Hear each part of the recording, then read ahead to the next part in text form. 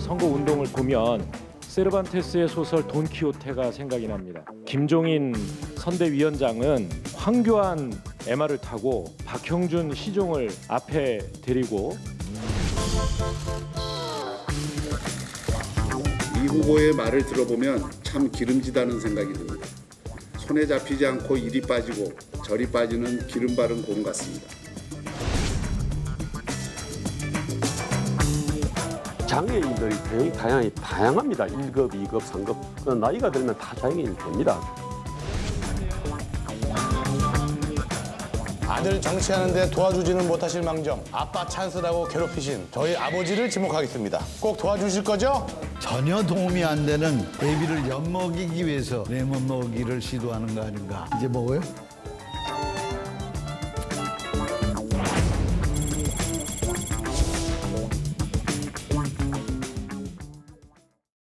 편집 없는 날선 토크의 진수 라이브 설전 시간입니다. 김종배 시사평론가 김영우 의원 나와 있습니다. 어서 오세요. 네. 네, 총선을 일주일 앞두고 미래통합당 김종인 총괄 선거대책위원장이 오늘 오전에 기자회견을 열었는데요. 이 코로나19 사태와 관련해서 대통령이 긴급재정 명령권 판단해서 내려야 한다 이렇게 이야기를 했습니다. 이 이야기 한 게 어떤 맥락일까요? 제가 볼 때는 좀 황당한데요. 네. 예를 들어서 제가 김영우 의원님에게 김영우 의원님은 절대로 할 수 없는, 왜냐하면 동의하지 않는 어떤 방안을 내놓고 해봐하는데 안 했지. 그러니까 당신 비겁해라고 얘기하면 되게 일방적인 이야기 아닙니까? 지금 김종인 위원장이 딱 그 꼴이에요. 무슨 얘기냐면 이미 결정되는 512조 새해 예산 가운데 20%를 돌려가지고 그러니까 예산 항목을 바꿔서 100조를 조달해서 코로나19 재원으로 쓰자. 그럼 본인의 생각이에요. 그냥 일방적인 생각.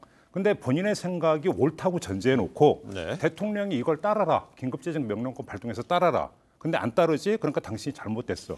지금 이 논리거든요. 그러면서 뭐라고 얘기를 하냐면 대통령의 리더십이 없다는 것을 그래서 할 수 있다. 아니 이것처럼 세상에 일방적인 이야기가 어디 있어요. 이거는 제가 볼 때는 김종인 위원장은 좀 연세 지긋하신 분한테 이런 말씀드려서 죄송하지만 오만해요. 그거는 정말 오만한 겁니다. 네. 강하게 말씀하시는데 김종인 위원장이 이번에 이제 미래통합당의 선대위원장을 맡으면서 사실 많은 이슈를 지금 주도를 하고 있어요. 네. 지금 여당은 지금 경제를 살리자고 하는 것이냐 아니면은 조국 전 장관을 살리자고 하는 것이냐라는 이런 또 이야기를 던지면서 지금 국민들은 유권자들은 정말 경제가 어려우니 네. 더더군다나 코로나 사태 때문에 경제가 더욱 어려우니 이 경제를 살려야 된다고 하는 이 경제 중요성을 이제 강조하는 맥락에서 나온 거죠. 그래서 이제 코로나 사태에 맞게 예산도 재편성을 해야 된다, 구조조정해야 된다 이런 얘기도 했고, 그다음에 대통령의 그 긴급재정 명령권도 그런 차원에서 이제 이야기를 했다 이렇게 보면 되지 않나 생각합니다. 근데 당초에 재난지원금 관련해서 어떻습니까? 이인영 원내대표는 이 긴급재정 명령권에 대해서 해석의 여진이 있지만 그좀 약간 반응이 좀 있었던 것 같고 이해찬 대표가 그걸 선을 그었고요. 그러니까 예. 이인영 원내대표 같은 경우는 검토도 할 수 있다 이런 식으로 예. 열린 자세로 보였지만은 그냥 그거는 어떤 선거 차원에서 이야기인 것 같고요. 이해찬 대표는 원래 이제 한 성격 하시는 분이니까 맺고 끊는 게 분명하신 분 아닙니까? 네. 이러다 보니까 딱 끄는 건데 이게 이런 거예요. 뭐냐면 자 새해 예산안은 여야가 하여간 어떤 그러니까 경위가 어떻게 되든지 간에 합의 처리를 한 거예요. 그렇지 않습니까?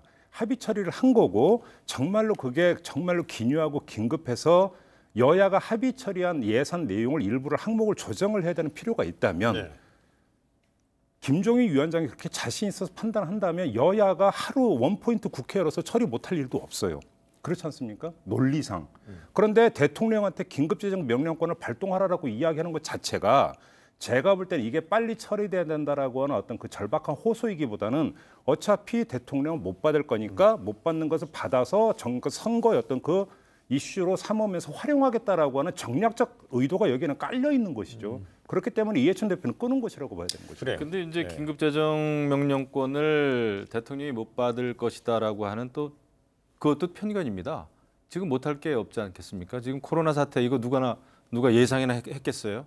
이러한 어마어마한 정말 경제적인 또 의료적인 큰 재앙인데 이런 사태에 직면해서 대통령은 무슨 카드든 꺼낼 그 의지가 또 있는 게 필요하다 이렇게 봅니다. 그래서 이것을 정략적이다 이렇게 몰아붙이기보다는 우리가 머리 맞대고 토론 못할 게 뭐 있겠습니까? 이 와중에. 아니 그 원론적인 말씀 저도 동의를 하는데요. 저번에 말씀을 드렸어요. 이게 김종인 위원장은 자신이 내놓은 방안이 옳다고 그러니까 딱 전제해놓고 하니까 그렇게 이야기를 하는지 모르겠지만 예산안의 3분의 2, 그러니까 한 70% 정도는 경직성 경비예요. 그러니까 512조 가운데 70%는 어떻게 손을 댈 방법이 없는 거고 그럼 무조건 지출돼야 되는 거니까 인건비나 이런 걸로. 그럼 나머지 30%를 가지고 융통성 있게 이제 이것저것 해갖고 새해 예산은 계획 짜갖고 집행하려고 책정해 놓은 건데 그 가운데 30% 가운데 20% 그러니까 3분의 1을 돌리자라고 해버리면 정부 정책은 완전히 모든 게 올스톱이 되어버리는데 대통령이 그걸 어떻게 쉽게 받겠어요. 그러니까 않습니다. 그게 김종인 위원장의 일방적인 주장이라는 그렇지 거예요. 않습니다. 지금 70%가 뭐 경직성 경비라고 하시는데 예산 내역 보면은요. 지금 수십조 원 이상이 SOC에 잡혀 있고 이 SOC 예산이 지금 집행이 계속해서 미뤄지고 있습니다. 그렇기 때문에 충분히 재조정할 수 있는 여력이 있다. 알겠습니다. 네, 예산은 올해 예산 중에 70%는 경직적 예산, 움직일 수 없는 예산이고 30%가 여유가 있는 부분인데 이 부분에 있어서의 어떤 운용의 그 묘를 하면 할 수도 있다는 게 김영우 의원이었고요. 그 김종배 평론가는 제한적이었다 이렇게 얘기를 이해하면 되겠습니다. 공직선거법에 따라서 내일부터 여론조사 결과 공표가 금지됩니다. 내일자 여론조사, 실시한 여론조사가 금지가 된다는 것이고 오늘까지 된 여론조사는 발표를 하면 되는 것이죠. 이 총선 막판 여론조사 쏟아지고 있는데 두 분 수도권에서는 초박빙이죠. 어디를 좀 보고 있습니까? 워낙 여러 군데가 있기 때문에 딱 한 곳만 고르라면 서울 송파을이 될 것 같은데요. 그러니까 최재성 현 의원하고 배현진 후보가 이제 맞붙은 곳이죠. 근데 최근에 나온 여론조사 결과를 보면 오차 범위내, 그러니까 43대 41 이렇게 나왔기 때문에 이거는 뭐 그 초박빙 누가 이길지 모른다 그냥 한마디로 이렇게 정리를 할 수 있을 것 같은데 지난 보궐선거에서 최재성 후보가 배현진 후보를 이기고 당선이 됐던 곳이고 이번에 리턴 매치인데 이 초박빙으로 나오는 데는 좀 현지에서 나오고 있는 게 크게 두 가지가 있는 것 같아요. 하나는 부동산 요인이 좀 작동하고 있다. 이런 이야기가 많이 있더라고요. 뭐냐면 이 송파을 지역이 이제 법정동으로 보면 어떻게 되냐면 석천동, 뭐 삼전동, 가락동, 문정동 이런 지역인데 그 바로 그러니까 동쪽 조금 가면 위례 신도시가 있지 않습니까? 이러면서 위례 신도시라고는 어떤 정부 정책 이런 것 때문에 상대적으로 여기가 집값이 더 올라야 되는데 오르지 않는다라고 하는 부분들이 있어서 상대적 박탈감이라고 할까요? 이런 부분들에다가 종부세 부분이 겹쳐서 부동산 요인이 작동하고 있다라고 하는 뭐 현지 이야기가 좀 하나가 전해지고 있는 것 같고 또 한 가지는 이 잠실운동장이 이제 그 박원순 서울시장이 워킹스루 해서 이제 그 검사소 만든다고 해가지고 사실 배현진 후보는 말할 것도 없고 최재성 후보 같은 경우도 이거에 대해서 이제 비판적인 입장을 내놓은 바가 있는데 이게 좀 어떤 일시적으로 계기적으로 영향을 미친 게 아니냐 이런 이야기 좀 나오더라고요. 그래요.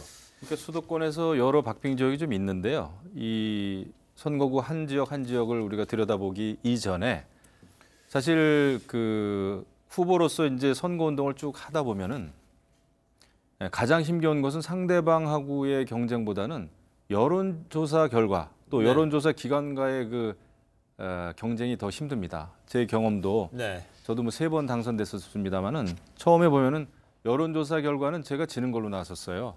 지역에서. 그런데 제가 큰 차이로 이겼죠.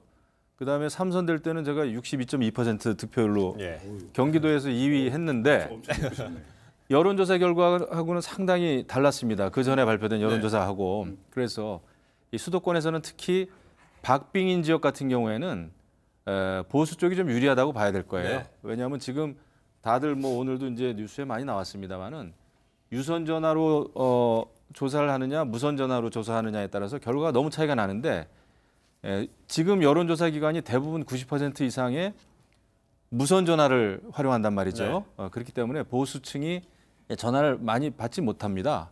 특히 이제 노년층이 많고 그다음에 또 자영업 하시는 분들이 이제 주로 집 전화기를 또 상가에 있는 전화기를 많이 사용하는데 그 전화로 그 여론조사 응하기가 어려워요. 그렇기 때문에 지금 이렇게 박빙으로 조사된 이런 결과를 보면은 그래도 보수 쪽에 희망이 있다 이렇게 생각합니다. 일단 왜 웃으세요? 그 뚜껑 열어봐야 되니까 저는 물론 아무 말씀 안 뚜껑 하겠습니다. 네. 근데 이런 건데 또 이번 선거에서는 특히 3파전이 주목되는 지역이 많이 거론되잖아요. 우리 두 분 3파전 지역에서는 어느 쪽을 좀 주목하시나요? 그러니까 지금 동대문을 같은 네. 경우는 그 현역인 민병두 의원이 그 탈당을 해서 무소속 출마를 한 곳이지 않습니까? 그래서 이제 청년 후보인 장경태 민주당 후보고 미래통합당의 이혜훈 후보. 네. 이혜훈 후보도 사실은 컷오프 됐다가 이쪽 경선을 거쳐서 이제 기사회생을 해서 이제 미래통합당의 후보가 된 지역구가 되는데 네. 여기에다가 이제 민병두 현 의원이 이제 출마를 했기 때문에 이혜훈 의원이 어부지리를 얻는 거냐 마는 거냐. 네. 그러니까 이 문제가 왜냐하면 그러니까 이 지역에서 여러 번 어떤 당선됐던 다선 의원이다 보니까 상당한 지역 기반이 있고 그래서 민주당 후보의 표를 잠식하지 않겠느냐라고 하는 게 뭐 일반적인 분석이니까 네. 그래서 이혜훈 후보에게 이제 그 어부지리가 가는 게 아닌가 이런 뭐 분석이 나왔는데 지금 최근에 나온 여론조사 결과를 놓고 보면 그럼에도 불구하고 민주당 장경태 후보가 이혜훈 후보보다는 앞서는 것으로 그런데 그렇게 크게 앞서는 것은 아니기 때문에 여기도 박빙 지역으로 보는 게 맞을 것 같고요. 또 의정부 각 같은 경우는 문희상 현 국회의장의 아들 문석균 후보가 또 출마 포기했다가 이걸 번복을 해서 무소속으로 출마한 지역이기 때문에 네. 여기도 역시 또 민주당 후보표를 잠식하는 거 아니냐 이런 이제 그 분석이 있었는데 근데 여기는 좀 민주당의 오영환 후보가 미래통합당의 강세창 후보보다는 상당히 여유 있게 네. 10%포인트 넘게 앞서가고 있는 것으로 보이기 때문에 어부지리까지는 아니지 않는가. 일단은 좀 이렇게 조심스럽게 진단을 해봐도 될 것 같아요. 네. 대신에 이제 이 여론조사는요 대부분 95% 신뢰 수준의 플러스 마이너스 4.4% 포인트 차이가 있기 때문에요. 10% 정도 차이는 여유 있다 이렇게 얘기하는 건 어렵고요. 그냥 대략 보통 이제 우리가 박빙이라고 오차범위 안에서 이제 1, 2위를 그러니까 네. 나누는 것 자체가 의미가 없는 건데 지금 이 의정부 갑 같은 경우는 오차범위보다도 상당 부분이 그 3, 4%가 넘어섰기 때문에 그럼에도 불구하고 여기서는 여유가 있다고 봐도 될 것 같아요. 그래요. 그렇게 해석을 좀 했습니다. 우리 김평론가는요. 또 이렇게 하다 보니까 조사 방식에 따라서 결과가 큰 차이가 보이는 것도 있습니다. 차이가 보이는 것도 있습니다. 서울 동작을 선거구는 이 더불어민주당 이수진 후보와 미래통합당 나경원 후보 지지율이 좀 상반되게 나타나기도 하는 것 같아요. 뭐 상반된 정도가 아니라 너무 큰 차이가 나타나요. 그러니까 유선 전화를 30% 반영했을 경우에 보면은 나경원 후보가 44% 정도 나오고 이수진 후보가 40.9%. 네. 오차범위 내죠. 유선 전화. 그러니까 집 전화기가 30% 반영됐을 때. 그런데 유선 전화를 9%만 반영했을 때는 이제 나경원 후보가 34.3%. 네. 그다음에 이수진 후보가 47.2% 차이가 많이 납니다. 그래서 이 집 전화, 유선 전화기를 얼마만큼 반영했느냐에 따라서 여론조사 결과가 완전히 널뛰기 지금 하고 있어요. 예. 그래서 이런 것은 그렇기 때문에 요즘 나오는 여론조사를 신뢰하기가 좀 어렵다 하는 얘기가 그래서 나오는 겁니다. 그러니까 이제 그 미래통합당에서 이렇게 일관되게 이제 그렇게 주장하고 있는 거 잘 알고 있고 그래서 사실은 이거 여기서 논쟁하는 건 의미가 없어요. 왜 그러냐면 그건 결과를 놓고 대입을 해봐야 이제 판단이 되는 거기 때문에 어떤 가정을 가지고 그러니까 논란을 빚을 필요는 없다고 봅니다만 가정이 아니라 나온 결과예요? 아니요, 저는 의원님의 주장을 그러니까 반박하는 게 아니에요. 제가 반론을 안 하겠다는 얘기예요. 다만 요거 하나는 좀 놓치면 안 돼요. 왜 그러냐면 그 나경원 후보가 이수진 후보보다 앞서게 나온 조사 결과를 보면은 유선이 31, 무선이 69. 그러니까 무선 전화 어떤 그 조사 비율이 내려가고 그래서 지금 그러니까 통합당에서 주장하는 것대로 나오니까 통합당이 유리한 것으로 나왔는데 근데 이것만 보면 안 되는 게 이 조사의 응답률은 4.2%예요. 그러니까 응답률이 극히 낮아서 조사의 신뢰성이 떨어진다라고 했던 또 하나의 주장이 여기서 성립이 되는 건데 반대로 이수진 후보가 월등히 앞서는 것으로 놓고 보면 그러니까 무선의 비율이 월등히 높은데 또 여기서는 응답률이 15.2%로 또 월등히 높아요. 그렇기 때문에 이 두 가지가 교차를 하고 있다는 거예요. 요인이 두 가지가 교차를 하고 있기 때문에 쉽게 단정 짓지는 말자. 예, 그렇다면은요 그러니까, 구로을 역시 조사 방식에 따라서 두 후보 간의 지지율 차이가 오차범위 내로 좁혀졌다 아니다 이렇게 되는데 거기에 대해서까지 연결해서 우리 김영우 의원 반박해 그럼요. 보시죠. 제가 가지고 왔어요. 이게 이제 어느 한 지역만 유선 전화를 활용한 여론조사 결과가 보수 후보에게 높게 나왔으면은 이것은 뭐 예외일 수 있다. 이거 잘못됐을 수 있다. 이렇게 판단할 수 있겠지만은 여러 지역에서 보면은 유선 전화 그 활용도가 높을 때 비율이 높았을 때 보수 후보가 일제히 다 올라갔습니다. 네. 서울 구로 의뢰도요. 유선 전화를 6% 했을 때 하고 유선 전화를 34% 했을 때 적용했을 때 하고 너무나 큰 차이예요. 김용태 후보가 27.7에서 37.5%까지 네. 올라갔습니다. 유선 전화 34%였을 때. 그리고 또 동대문 을도 마찬가지입니다. 이혜훈 후보가 28.3%에서 33.5%까지 올라갔어요. 그리고 경기 고양 정의군요. 김연아 후보도 31.6%에서 무려 46.4%까지 올라갔습니다. 이용우 후보를 앞섰어요. 알겠습니다. 이것을 봤을 때는 집 전화기 유선 전화 똑같아요. 이것을 활용했을 때 그래요. 보수층이 올라간다. 똑같은데 이것이 근데- 사실은 차의 보수 내지는 바닥 민심이다 이렇게 보는 근데 거죠. 똑같은데 구로울 같은 경우도 똑같아요. 저 한번 그 자료 한번 제가 잠깐 네. 볼까요? 이 활용하시죠. 조사 개요는요. 이 관련해서 조금 전에 언급했던 것은요. 그 김연아 의원 언급했었던 부분은 국민일보하고 조원 CNI가 4월 4, 5일 사이에 일어난 여론조사치고요. 그다음 동대문 의뢰에 대한 거는 이것도 역시 국민일보와 조원 CNI가 4월 4일과 5일에 이루어진 여론조사인데 중앙선거 여론조사위원회를 좀 참조하시면 될 것 같고요. 각 지역구 표본수는 유권자 500명씩이었습니다. 근데 좀 예. 하나 고맙습니다. 조금 전에 똑같은 패턴인 것처럼 마찬가지로 유선의 비율이 낮은 경우에는 응답률이 높고, 네. 그죠? 유선의 비율이 높은 경우는 응답률이 지금 이건 3%, 3.2%밖에 안 되거든요. 그러니까 이 패턴이 있으니까 알겠습니다. 좀 하여간 결과를 좀 보죠. 예. 예, 알겠습니다. 네, 이번 총선에서는요. 여야가 각 당의 험지로 있잖아요. 험지 적진으로 이른바 적진으로 들어가서 공략하는 이런 추세가 있는 것 같아요. 이른바 강남권, 서울로 따지면 강북권에 대해서 네. 그 각각의 이제 서로 교차하면서 들어가는 것 같아요. 어느 부분이 좀 주목됐습니까? 저는 개인적으로 이제 그 강남 갑을 주목을 하고 있는데요. 말 그대로 미래통합당의 텃밭. 거기에다가 이제 화제의 인물인 그 태구민 전 공사를 후보로 미래통합당이 공차는 곳 아니겠습니까? 근데 과연 여기서 그러면 태구민 후보가 여유 있게 그러니까 민주당 후보를 제치고 당선이 될 것인가? 네. 저는 이게 이제 그 상당히 중요한 관심사인데 이전에 어떤 선거 패턴으로 보면 그래야 되는 거죠. 근데 이게 쉽게 단정하기 어렵다고 보는 두 가지 요인이 있어요. 그러니까 첫째는 뭐냐면 이 지역의 맞수가 누구냐면 민주당 후보가 김성곤 후보인데 네. 김성곤 후보가 20대 총선 때도 여기 강남갑에서 출마를 했는데 이때 득표율이 어떻게 되냐면 45.12%가 나왔어요. 상당히 높은 수치죠. 네네. 득표율이. 이 점 하나 이게 무슨 이야기냐면 이 지역구 안에서의 인물 경쟁력을 쌓아왔다라고 하는 점 하나를 봐야 되는 거고 또 한 가지는 강남갑 어떤 그 지역 구민들이 태구민 후보를 어떻게 볼 것인가. 우리 지역의 어떤 발전을 견인할 수 있는 지역 일꾼으로 볼 거냐. 그렇게 보기보다는 그러니까 누가 보더라도 태구민 후보 같은 경우는 이념형 어떤 후보 이렇게 이제 보게 될 텐데 강남갑 지역구의 구민들도 그렇게 볼 것이고 이것이 지역 발전과 매치해서 이제 과연 그렇다면 표를 줄 네. 것이냐라고 하는 부분들. 바로 그래서 김성곤 후보 같은 경우는 부동산 문제나 이런 걸 지금 치고 있거든요. 저는 그런 점에서 이런 김성곤 후보의 도전에도 불구하고 미래통합당의 당의 후광이라고 하는 점이 작동을 하면서 네. 태구민 후보가 이길 것인지 아니면 이변이 나타날 것인지 이것도 좀 관심 지역이다 예. 이렇게 말씀드리겠습니다. 저는 강남갑은 그렇게 봐요. 강남갑의 주민들 입장에서는 물론 그 김성곤 후보 또 태구민 후보를 보죠. 뭐 인물 간의 대결이면 네. 틀림이 없으니까. 그럼에도 불구하고 과연 문재인 정권의 이 경제 정책 또 부동산 정책 이것을 지속시키는 것이 옳은 것인지 아니면은 문 정권을 비판하는 것이 심판하는 것이 옳은 것인지라고 네. 하는 그런 그 잣대가 더 중요하게 작용할 것이다 이렇게 생각합니다. 그리고 태구민 후보도 이 후보는 탈북자 출신임에도 불구하고 여러 가지 북한의 핵 문제라든지 외교 문제라든지 지금 또 문 정권의 경제 정책이라든지 이런 거에 대해서 아주 총평을 할 수 있는 굉장히 실력이 있는 후보예요. 네. 그렇기 때문에 현재 여론조사 결과도 지금 태구민 후보가 지금 앞서는 걸로 많이 나오고 있죠. 그래서 정말 궁금합니다. 강남갑 이번에 정말 의미 있는 지역이기 때문에 국내적인 이슈뿐만 아니라 국제적으로도 의미가 있는 지역이기 때문에 저희도 굉장히 그 강남갑에 주목을 하고 있죠. 알겠습니다.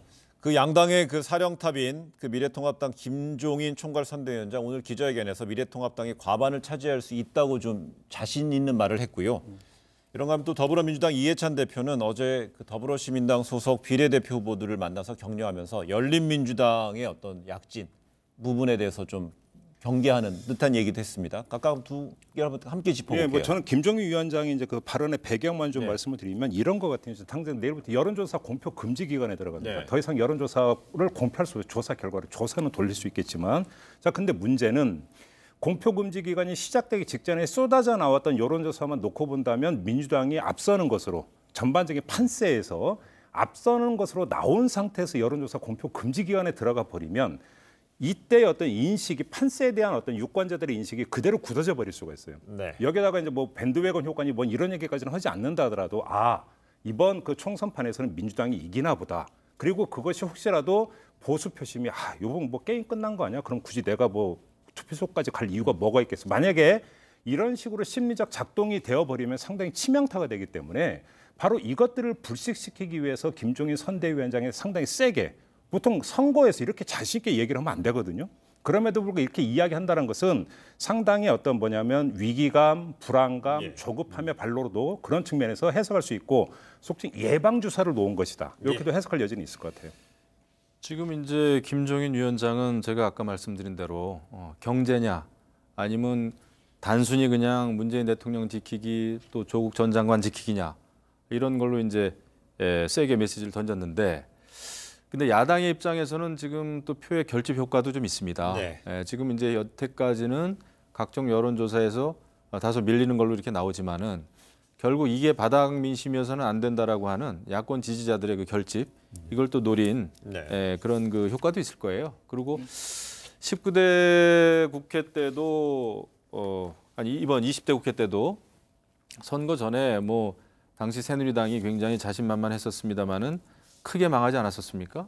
그렇기 때문에 선거 일주일이면은 많은 변수가 있어요. 그래서 아마 그런 바닥 민심 또 야권의 결집 요인 이런 것들을 같이 봐야 되지 않나 이런 생각을 그리고 하죠. 이해찬 대표가 이제 좀 더 어떤 그 분발해 달라고 이야기했던 자리가 이제 그 더불어시민당 비례대표 후보들하고 이제 그 같이 밥을 먹는 자리에서 하는 건데 눈길을 끄는 게 1번부터 10번까지의 비례 후보예요. 무슨 이야기냐면 민주당에서 영입해서 배치된 11번 이후 비례 후보들이 아니라 그러니까 이른바 비례 연합정당을 만들다고 하면서 이제 다른 당이나 시민 대표로 해서 이제 그 비례 후보가 됐던 10번까지 모인 자리에서 이야기를 했던 것이 오히려 이제 주목돼야 되는데 아마 여기에는 이런 것도 좀 깔려 있다고 봐야 되겠죠. 지금 열린민주당이 상당히 이제 치고 올라오고 있는데 열린민주당이 치고 올라오고 있는데 이 동력을 어떻게 지금 분석을 하고 있냐면 이른바 셀럽들이 개인 플레이를 하면서 그것이 열린민주당의 어떤 지지세 확산으로 지금 선순환되고 있는 게 아니냐 이게 좀 일반적인 분석인데 그런 점에서 그러면 더불어시민당의 맞수가 되는 1번부터 10번까지 좀 더 열심히 해서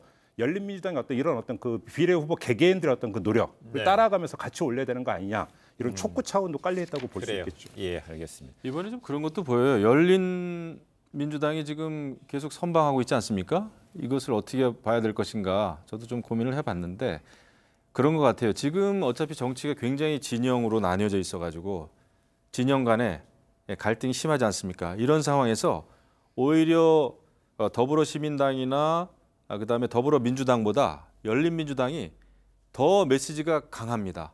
노골적이에요. 어떻게 보면 솔직한 거죠. 조국 전 장관 지키자, 또 윤석열 몰아내자 이런 거 아닙니까? 그런 면에서 진영 정치가 이렇게 판을 치는 지금의 정치 세태에서는 오히려 이렇게 노골적인 메시지를 던지는 열린민주당이 그쪽 진영에서는 먹히고 있구나. 노이즈 마케팅도 먹히고 있고 말이죠. 그래서 굉장히 좀 선방을 하고 있는 것 같아요. 그래요, 알겠습니다. 근데 이런 거 하면은 각 당의 그 설전도 좀 상당히 과열되는 모습입니다. 그 더불어민주당 윤호중 사무총장 어제 미래통합당 황교안 대표 그다음 또 김종인 위원장에 대해서 뭐 돈키호테에 등장한 인물을 얘기를 했고요. 또 여기서 또 시간상으로 맞서는 건 아니지만 박형준 그 미래통합당의 또 공동 선대위원장도 또 관련돼서 또 발언도 하고요. 저는 조금 총평을 하자면 저는 이런 거는 서로 좀 여유 있게 받아들여주는 것이 좋다 솔직히 생각합니다. 이것이 어떤 인간적인 완전히 모멸감이나 폄훼나 그런 어떤 평가절하가 아니면은 결국 정치 아닙니까? 사람이 하는 일이고 그러면 좀 여백이 있어야죠. 이런 걸 가지고 뭐 서로 사퇴해라 무슨 뭐 또 정치판에서 몰아내야 될 사람처럼 이렇게 취급하는 거는 저는 옳지 않다고 보고요. 이 정도는 좀 애교다 이렇게 좀 보여져요. 그 명상록을 쓴 로마 황제 있죠. 마르크스 아우렐리우스가 그런 얘기를 했어요. 네. 그 세상의 모든 일은 참 뻔하다, 친숙하다. 봄철의 장미, 또 여름철의 과일처럼 친숙하다 말이죠. 선거철에는 또 똑같은 일이 벌어지는 겁니다. 친숙한 일들이에요. 상대 진영, 상대 후보에 대해서 어느 정도의 비판과 비난과 또 조롱과 이런 거는 사실 저는 조금 애교로 받아들일 건 받아들이는 것이 좋다고 봅니다. 이것을 너무 빡빡하게 뭐 고소고발한다든지 이런 거는 좀 아닌 것 같아요. 왜 불출마 선언하셔서 좀 의회 좀 이끌어 주시지. 그러니까 저 100% 저는 동의해요. 부적응자예요. 그러니까 아니 전 100% 의원님 말씀 100% 동의하는 게 네. 박형준 위원장이 이낙연 그 민주당 선대위원장을 두고 기름 바른 공이다. 공. 이런 얘기를 했는데 사실은 원조가 있어요. 기름장어라고 하는 별명을 가졌던 분. 반기문 전 유엔 사무총장. 반기문 그 전 총장의 별명이 기름장어였거든요. 네. 근데 그 뭐 모독이라고 얘기한 적 없었잖아요. 그렇죠. 그러면 거기에 준해서 본다면 이걸 뭐 막말이라고 볼 여지 저는 별로 없다고 생각을 해요. 그다음에 황교안 대표를 향해서 윤호중 민주당 사무총장이 뭐 에마라고 하는 표현을 쓴 걸 가지고 이거 뭐 모독이다 이런 식으로 이야기를 하는 것 같은데 혹시 80년대 그때 한때 인기를 끌었던 특정 영화 제목을 연상해서 그런 말씀을 하시는지 모르겠지만 그런 게 아니라 돈키호테라는 어떤 소설을 인용해서 했던 부분이라고 한다면 어떤 비하의 의도 이런 것보다는 같이 맞춰갖고 거기에 등장하는 또 말이 있으니까 이제 세 명의 어떤 세트 조합을 만들다 보니까 이렇게 한 것 같은데 그렇게 이해를 하면 되지 뭘 이렇게 발끈까지 할 필요가 뭐가 있는가? 외국에서도 이런 것보다 더한 그 조롱이 많아요. 예. 두 분이 이 부분에서는 여백의 미를 갖자. 그럼요. 그래서 소설의 어떤 구성 요소상 그렇죠. 그 말 로신한테까지 언급한 것이다. 그렇게 얘기한 거예요. 두 분이 여기에 대해서 뭐 심하게 설전 안 하시는 거죠, 두 분은? 할 것도 없죠. 알겠습니다. 네, 이런 가운데 이틀 연속 그 세대 비하 발언한 미래통합당 서울 관악갑의 김대호 후보 오늘 그 당 윤리위원회에서 제명 의결이 됐어요. 저는 이것도 사실 저도 뭐 미래통합당 당원이고 또 현역 의원입니다만은 지난번에 이제 그 전에 그 김대호 후보가 3040 세대에 대해서 그 무지하다 이런 발언을 했는데 그거는 아주 잘못된 발언입니다. 그것은 뭐 이유 여하를 막론하고 잘못된 거예요. 그런데 그 다음에 이제 사람이 나이가 들면 그 장애인이 될 수 있다 이런 말은 그 맥락을 사실은 좀 봐야 돼요. 그러니까 정치인이 하는 말을 딱 그 단어나 그 문장만 앞뒤 다 잘라가지고 그거만 봐가지고 이것은 뭐 누구 폄훼 발언이다 이야기하는 것도 저는 옳지 않다고 봅니다. 제가 그 발언을 저는 김대호라고 하는 사람을 뭐 만나본 적도 없고 잘 몰라요. 근데 딱 보니까 그 다목적 체육시설 이것은 사람이 나이가 들면은 몸이 불편해질 수 있고 하기 때문에 어떤 장애인과 비장애인을 위한 그런 다목적 회관을 짓는 것이 어떻겠느냐라는 그런 맥락이더라고요. 저는 그것은 우리가 이 정도로 뭐 비판받을 막말은 아니다 생각을 합니다. 오히려 지난번에 이해찬 대표가 선천적인 장애인은 의지가 약하다. 이런 거는 장애인에 대한 직접적인 막말이에요. 폄하 발언이고. 그런데 이것은 그리고 장애인의 날 같은 데 보면은요. 많은 정치인들이 우리는 예비적인 또 잠재적인 장애인일 수가 있습니다. 이런 얘기를 많이 합니다. 네. 그거는 장애인과 비장애인의 그 벽이 없어야 된다라고 하는 좋은 뜻에서 하는 얘기란 말이죠. 예. 그래서 저는 이번에 김대호 후보에 대해서 이렇게 우리 당이 그냥 여당이 건 그 막말 프레임에 우리가 지레 이렇게 제명까지 하는 거 글쎄 모르겠어요. 잘하는 일인지. 그래요. 그러니까 이제 그 김대호 후보의 이제 그 발언을 선의로 해석을 하면 이제 그 나이가 들고 이제 그 노인이 되면 몸이 불편해진다. 아무래도 신체 기능이 이렇게 떨어지니까 아마 그런 어떤 취지로 이야기를 했던 거고 뭐 그런 얘기는 할 수 있겠죠. 네. 근데 이제 문제는 그것이 꼭 장애인이라고 하는 어떤 그 민감한 단어를 쓰면서 해야 되는가 아마 뭐 이거에 대해서 이제 그 주목을 했던 것 같은데 이거에 대해서 뭐 저희가 뭐라고 이런저런 이야기할 이유도 없는 게 야당이 정치 공세를 하고 그래서 그 뭐 미래통합당이 어쩔 수 없이 뭐 한 게 아니라 선제적으로 먼저 조치를 취해버렸기 때문에 다른 정당이 정적으로 공격을 하고 선거 이슈로 삼기도 전에 해버렸던 광속을 했던 거기 때문에 결국 당의 판단의 문제라고 봐요. 그러니까 알겠습니다. 선거 때는 이렇게 광적으로 하더라고요. 어느 당이든 알겠습니다. 야당이든. 뜨거워하는 거죠. 예, 시선을 충청권으로 돌리겠습니다. 충북 청주 흥덕에 출마한 더불어민주당 도종환 후보가 토론회에서 한 발언, 미사일 관련된 발언이에요. 들으셨나요? 이거는 제가 들었는데 예. 제가 뭐 국방에 오래 있었고 한데 이런 거는 이제 막말이 아니라요.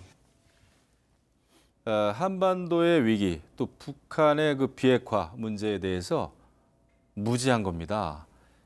우리의 그 여러 가지 미사일 훈련이라든지 이런 거하고 북한의 그 미사일 훈련하고는 차원이 다른 거예요. 왜냐?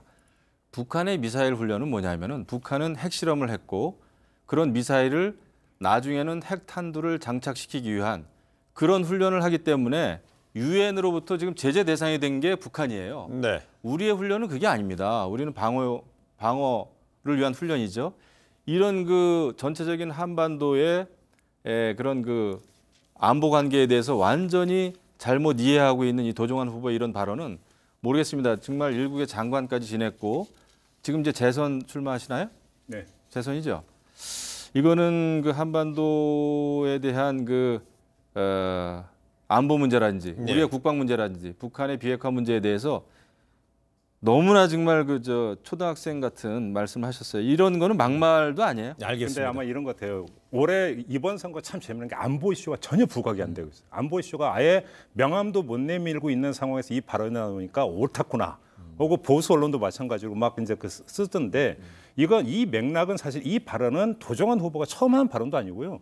국회에서 이제 국방위 회의나 이런 데서 국방장관도 했던 이야기예요. 그리고 근데 이 이야기가 왜 나왔냐면 아니 북한은 지금 그 미사일 실험하고 이렇게 하고 있는데 도대체 우리는 뭐 하고 있느냐라고 하는 거에 대해서 우리 국방장관이 오히려 그 우리가 그 미사일 시험 더 많이 했다는 취지의 발언도 국회에서 답변해서 한 적이 있고 근데 그거에 대해서 사안의 어떤 질적인 차이점을 모르고 있다는 김영우 의원님이 지적을 해주셨는데 그럼에도 불구하고 국방장관의 이런 분들이 그 얘기를 했던 바탕에는 뭐가 있냐면 미국의 트럼프 대통령이 예. 단거리 미사일은 뭐 우리는 신경 안 쓰고 괜찮다. 사실은 여기서부터가 시작이 되는 거예요.